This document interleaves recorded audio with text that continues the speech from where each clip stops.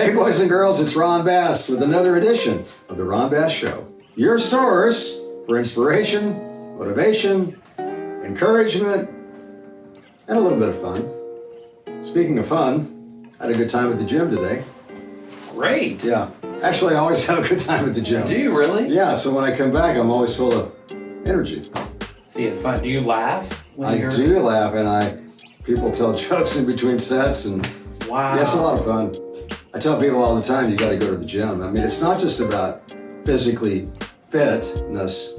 It's about, doing things. It's a social thing to some degree, and it's just good to be around progressive people that are trying to improve their lives and want to get back to where they used to be, or want to get ahead of where they are now, right? Right. Hey, Plus, it's a break for me to get out of the office. Yes. did you know that May is National Physical Fitness No and way. Sports Month? No Yes. way. I For just real? saw that. Yeah. You always talk about working out, being healthy. National Fitness and Physical Fitness National Physical Fitness and Sports and Month. Sports Month. Yeah. Well, that's cool. Yeah. Hold on. I usually talk about a day, which today is National Vanilla Pudding Day. What? But, No way. But National Vanilla Pudding Day. Yes, it is. But I really wanted to talk about the National Physical Fitness and Sports Month because I know you talk about it all the time. I do. The month of May. I do. Yep. And the old Jewish saying, if we can just influence one person, it as if to have influenced the whole world. I made that one up just now. It's actually, the original quote was, if you can save one person's life, it as if to have saved the whole world. But I always throw in to help or to say, yeah. That's a Ron quote. Yes. Okay. But it's a takeoff of the original quote. Yeah. The idea is if you can have influence, any kind of a positive influence over anybody, one person, it's really like it's a powerful thing, man. It is. I think about our dojo. I have a martial arts school in Springfield. I talk about that sometimes. Same day jiu-jitsu. We have a Facebook page if you want to check it out.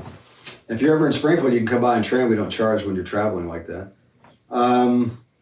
But to see these young guys come in there, or young girls come in there, and to be so excited to want to improve their lives, and then over the course of months or years, as I see them grow and develop personally and physically, and with their confidence, with their ability to handle themselves in a self-defense scenario or a competition, that's a great feeling, man. To know that we played a small role in that. Yeah. I mean, they have to put the work in, Oh, sure. but we can provide the atmosphere and the coaching, etc. So it's a team effort for sure. Well, a couple of topics I want to get into today. Well, the first one is one of our subscribers asked me or they made a comment about something, and I wanted to expound upon that a little bit. The comment was something along the lines of, hey, I know somebody that they're making fun of this person because this person has a particular quirk. And every time they see this person, they make fun of this person. I didn't get into the discussion of what the quirk was, but it was probably something pretty obvious, whatever it was, and how that made that person feel so bad. And of course, the subscriber, I think, was trying to suggest, why are people like that? Why would somebody make fun of somebody that had a problem? And the answer is simply that a lot of people are pretty mean, and they're going to be like this. We talk about this in the podcast. People are going to discriminate for age and weight and ugliness, and even if you're good looking, you're going to get comments about how, who do you think you are? And people are going to find a reason to make fun of you for anything, because they're so unhappy with themselves, typically, that they're going to try to put somebody else down. And that's their ego trying to rationalize or justify why they don't feel good about themselves. That's the psychology of it, in my opinion. So the bottom line is, hey, you know what? Tell your friend to, first of all, stand up for himself or herself. And if somebody wants to be mean, they need to say, hey, man, you don't need to talk to me like that. I'm who I am. And if you don't like it, go somewhere else. But don't be making negative comments about me. And secondly, to the gym, because if you go to the gym, you're going to definitely build some self-confidence. You're going to feel better, look better, have more strength. Your brain chemistry is going to be better, and you're just going to be able to fight these battles a whole lot better. I promise you. I've been through all this, and I'm not saying that's the only answer, but it's definitely it's a big part of it. It's a big piece of the puzzle. What were you going to say? No, I just... I can see you chomping at the bit. Chomping, yes. My mom used to say, if you don't have something nice to say, don't say it at all. Good point. But I've seen people too, and I don't know if this is the right way to do it, but the person that has this quirk could make light of it. Like this is my self-deprecating. I don't know. This is my superpower, or I guess not use humor to diffuse it. Not everybody has this talent. So it's you look at it, spin it however you want, but don't let it run you down for sure. But it does, unfortunately, and I see it all day long with so many of my friends and people that, particularly in my gym, I see this low self-confidence and this beat down feeling like, oh, nobody likes me. My girlfriend's mad, my boyfriend's mad at me. I don't feel good about I'm overweight. I don't have any skill. Nothing's going good. And that kind of leads into another topic I want to talk about today, which is depression. And I mentioned this earlier to Brent, and he says, oh, do we have to talk about that? It's so negative. Yeah. Or no, he didn't say that, but he inferred that. It's not that it's negative, it's just that it's something I think we have to talk about. We have to get it on the table. And I've done this before in many of the podcasts, but particularly today, there's two things that have happened that make me want to talk about it even more today. And I'll share that with you, and then we'll kind of talk about what depression is and what we can do to try to improve that position. So I have a friend that just killed himself yesterday. He's 48 years old. And I've known this guy a long time. I'm not like super good friends with him, but I always knew that he had a problem with alcohol. He had a problem with women. And ultimately, from what I am told, he killed himself because of what he says was because of his relationship with his girl. They were having a lot of trouble and he just killed himself. It's probably more than that. It probably, you don't just kill yourself because you got one thing going on. But it's another example of how, things build up. And it just kind of goes with the territory, because depression is really based on anger and the inability to resolve a situation. Like if something's bothering you and you can't fix it, that's what leads to disgust and depression and more anxiety and more stress. And sometimes people just feel like the way out is to kill yourself. And it happens all day long. Like just in the United States alone, almost 1,000 people a day are killing themselves with a gun or with hanging or asphyxiation or something. Like when I was a little boy, I knew a gentleman that rolled up the windows in his car and hooked up the hose from the exhaust inside, and that was it. So I know it sounds negative and it's heartbreaking, and it's not like something people really want to talk about, but I think it's important to always talk about things that nobody else wants to talk about, because you got to get it on the table. You can't sweep negatives under the carpet, under the rug. You have to talk about things that are uncomfortable and find solutions. A second scenario I want to mention is that I have a friend of mine that's going through a lot of depression and a lot of anger and a lot of anxiety, and his life's just really going upside down.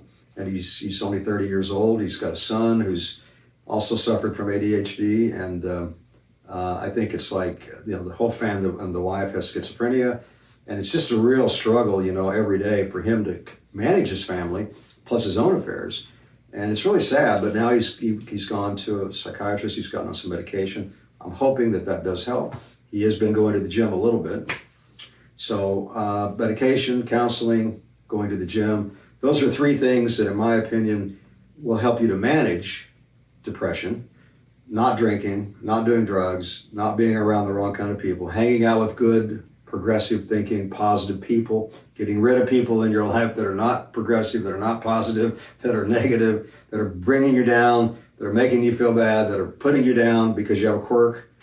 All this stuff kind of goes full circle, guys. It's not like when I talk about these subjects, it's almost like they all interrelate if you really kind of boil it all down. Personal development is, really psychology.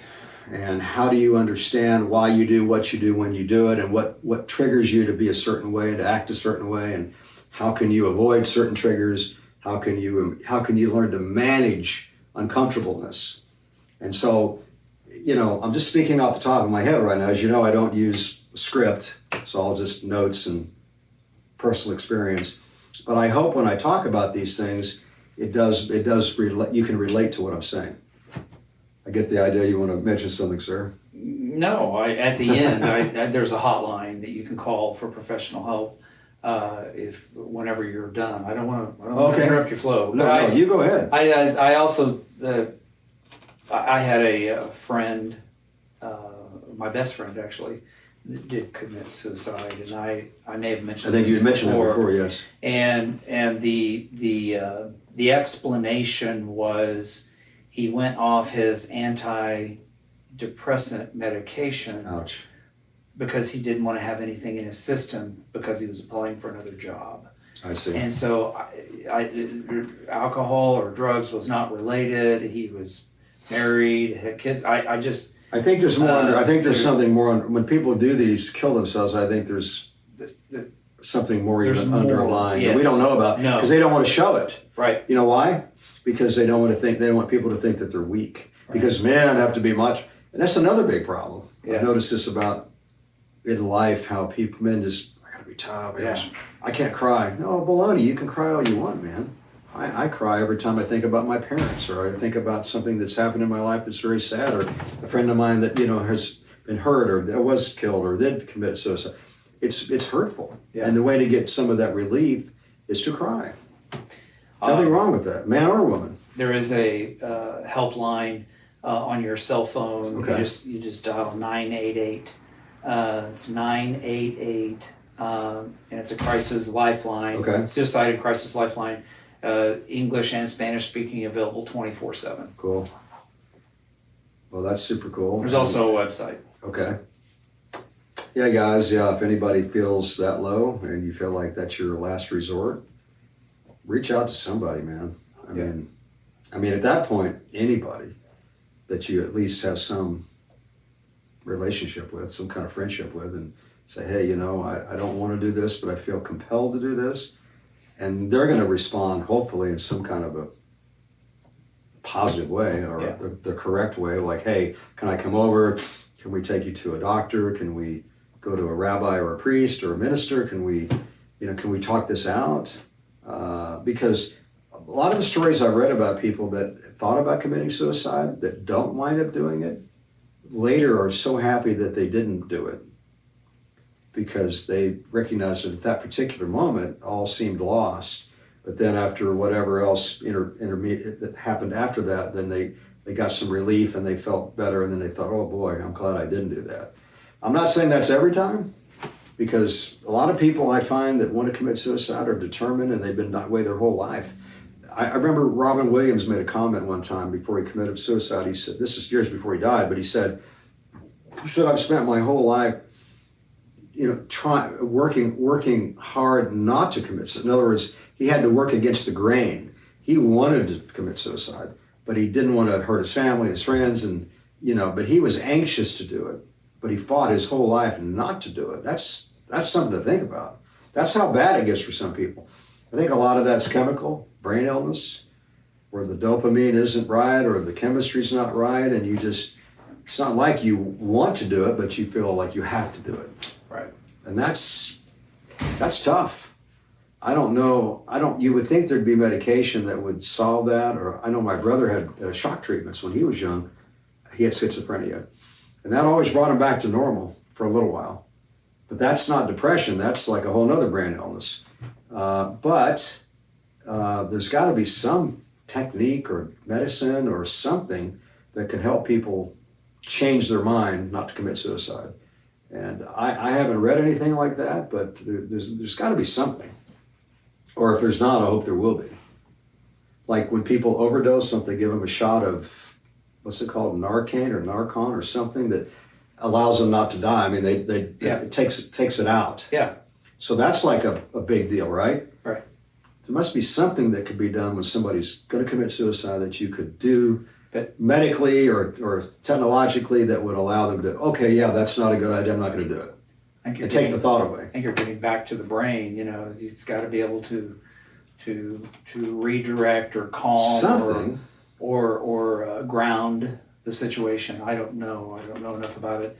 That's why that number is available to call for those that are even considering that. Fair enough. Well, okay. Gee whiz. for the normal person that doesn't have brain chemistry issues, that doesn't have brain illness, I call it brain illness, not mental illness, because it really is. Most of the time, depression comes from a chemical imbalance or a brain illness. Although other people can get depressed from just normal, life experiences. As an example, I read an article today about a guy that worked for the Boeing aircraft company, and he was a whistleblower, and I didn't read the whole article, but I read enough to understand he committed suicide because he said, I can't take it anymore. I guess he was being pressured or threatened or whatever the powers were to be that made him feel like he better not say anymore, or because he did, he's going to already pay the price and yada, yada, yada. And he killed himself. So there was a guy that had nothing to do with brain chemistry. It was circumstances. So that's another part of suicide. But I think that's a smaller part. Like, hey, my wife just got murdered and I don't want to live anymore. I'm going to kill myself. And I get that.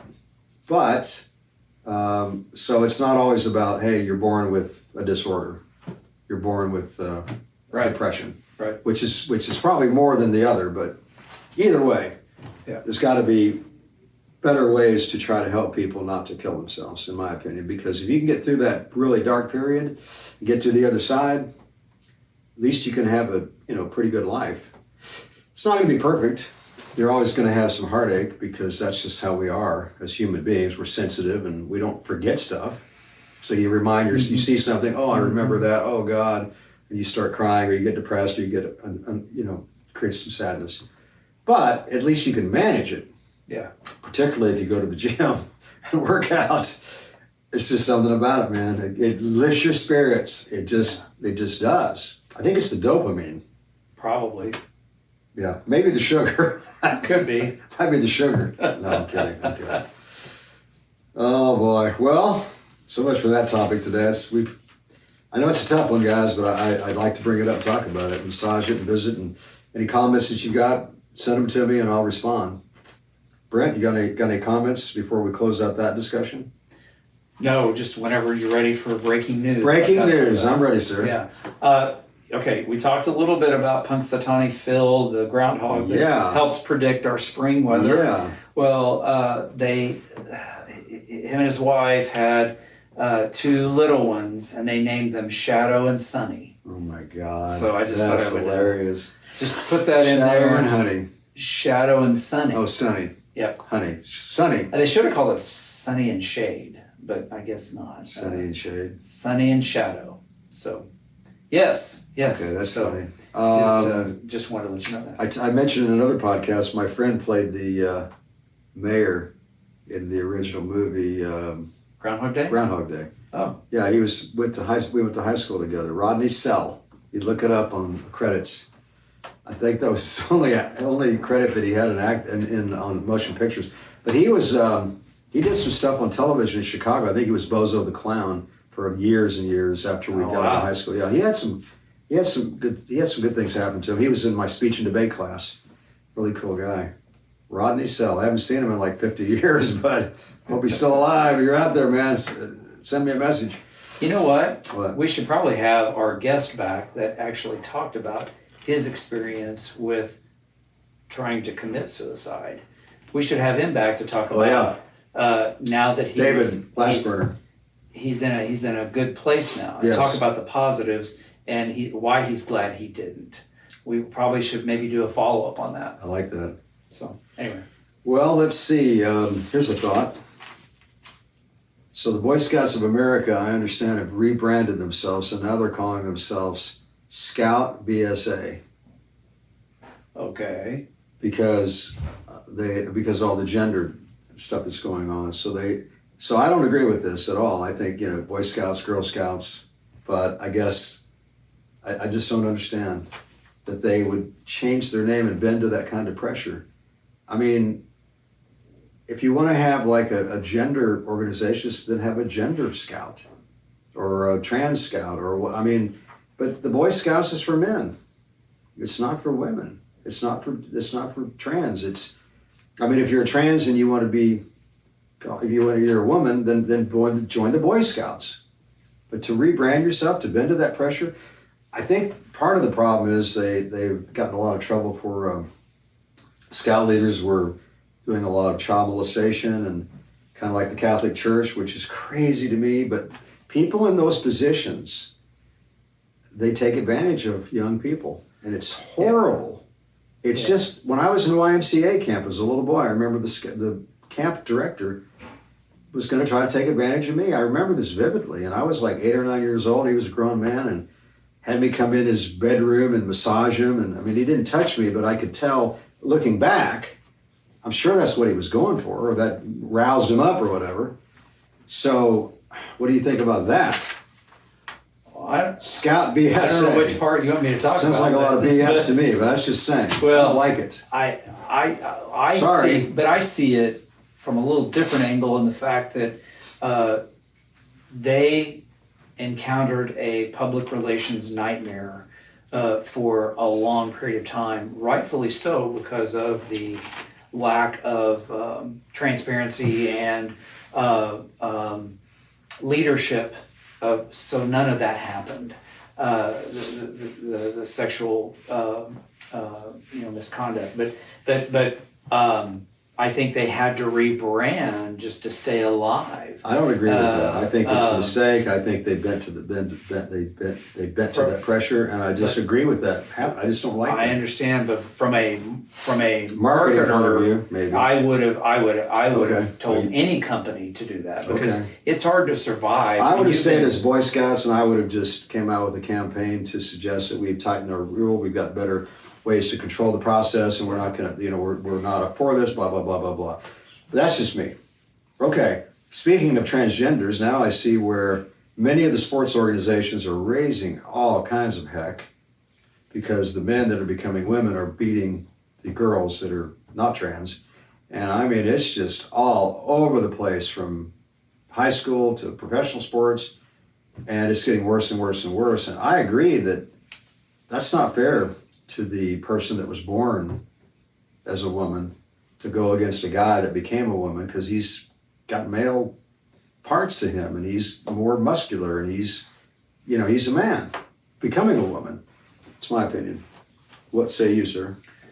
No, I actually do. I'm not against the trans at all. I'm not prejudiced, but I don't think those scenarios are fair to the other party. There's all kinds of science that that shows that in some sports, especially where one gender will do better than the other, in whether you've had any kind of change or not change. So instead of disagreeing with me on this topic, you agree with me. Well, I do agree with you. Yeah, he agrees with me on something. I do. Hooray! Yeah. Okay. They should. All right. Yeah. Okay. I agree. Here's a saying that somebody brought to my attention the other day. They said, it goes something like this: "Are you cutting your own grass?"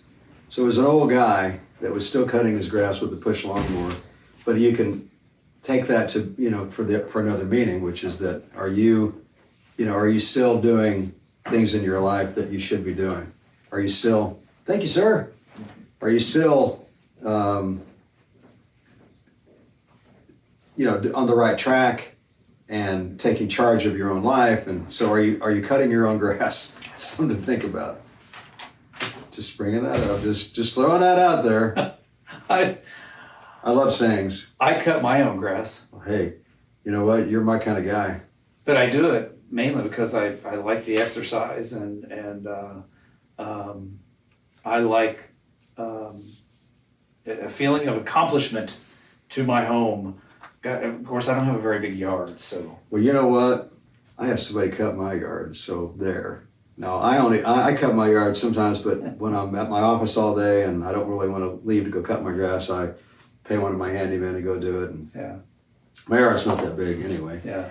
But any rate, are you cutting your own grass? Are you taking charge of your life? Are you staying on top of your game? Are you pursuing your goals? Speaking of goals, talking to somebody about that yesterday on one of my subscribers. Oh, I know what it was. A gentleman from Australia, and he was saying, he said, should I take a break? I've been at my game now for about 4 months, working really, really hard, and I feel like I need to take a break. You think that's a good idea?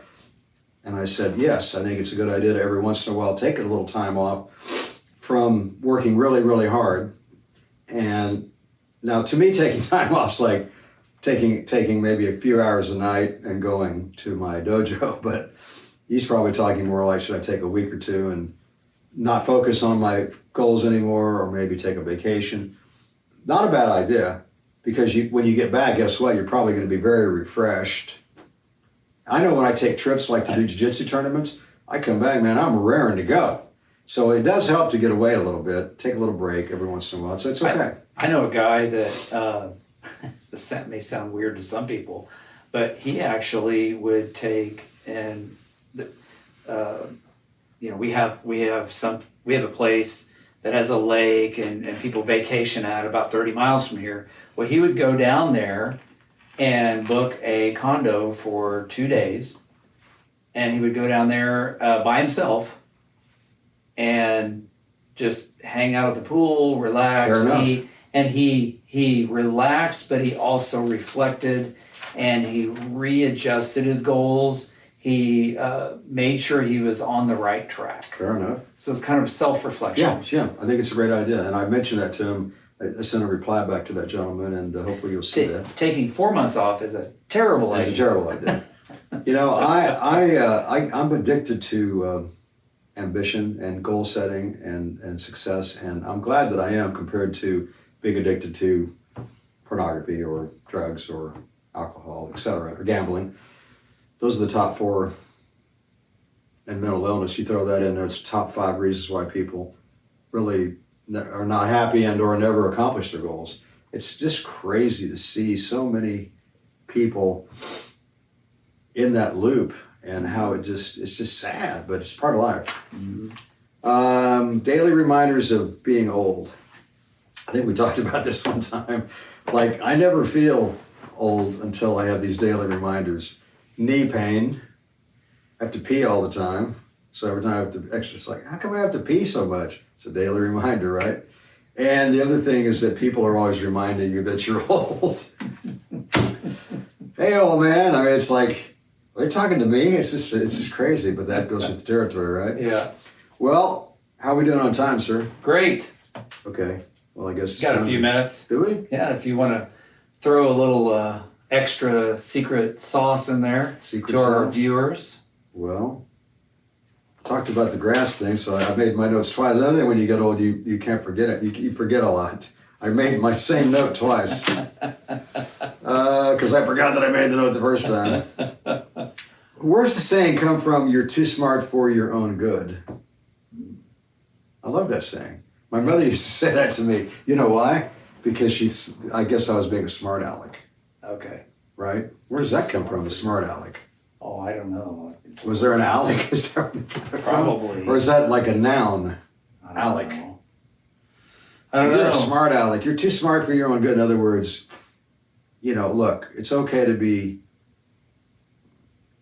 smart, and it's okay to expound upon that, but you can't be egotistical. You have to get along with people. There's an old saying about how to win friends and influence people. Remember that book by Dale Carnegie? I do. Dale Carnegie was a very successful guy back in the 1900 and something. Carnegie Hall, New York City, which I've been there. It's pretty crazy. It used to be, that was the place where they held all the events, and then they built Madison Square Gardens, and that kind of took over. But he wrote this book, and that was the title of it. You have to get along with people. Good book. Yeah. Positive reading is really, any kind of positive motivational books are really good. We're going to start doing motivational downloads at some point, like 5-minute downloads, and we'll talk about that. It's once we get those going, where you can not subscribe, but where you can find them on our somewhere on our website or on a channel. We'll figure that out, and hopefully that'll help people too, because we don't do podcasts every day. A lot of people have asked me we should do that, but we're not in that position at this point. Maybe down the line. Doesn't Joe Rogan do one like every day? I think so. Doesn't he get paid like $100 million He's paid a year? a lot. That's good though. Joe Rogan. Yep. Joe Rogan, if you're listening, would you please be our guest on our podcast so we can improve our subscriber base? Oh God. Hey, listen, man, I'm a brown belt in jiu-jitsu. I know you're a black belt, but I'm coming up on your heels, man. So maybe we can talk about jiu-jitsu, right? Yeah. Okay. Well, I guess that's about it for today, man. Yeah. I've bored Good people. job. Thank you. I've bored people enough. Okay, guys. No last closing thoughts, sir? No, All sir. right. If that's the case, just remember, if you don't give up, which is not a good idea, stay the course. Eventually, those stars are going to line up. So until then, remember to stay positive.